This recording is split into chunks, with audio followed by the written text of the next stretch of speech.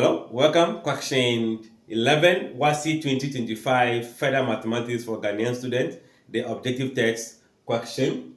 We have if m is a vector of minus 2i plus 5j, and n is also xi and 8j.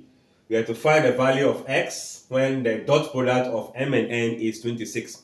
So let's see the vectors m minus 2i, which is the x component, 5j, the y component, xi, which is the x component, 8j.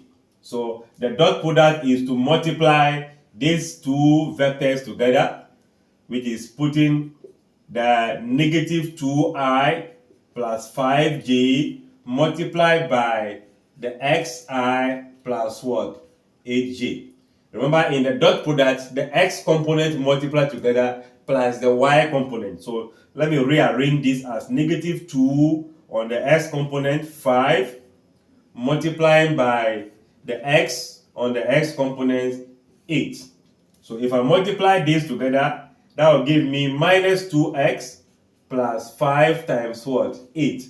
This answer is the dot product, which is the one given in the question as what? 26. So that implies that your minus 2x plus 40 is equals to what? 26. That's the concept we have here. The left must be equal to the right. So what do? We can transpose this since it's negative to the other side, or maintain it the way it is, as in negative 2x equals to 26. Then 40 now subtract from that side. That leaves us with negative 2x equals to, will that be 14? 10 plus this, 30. So 14, but negative. So negative 14. Your x will be equals to negative 14 divided by 2. So the value of x should be exactly what?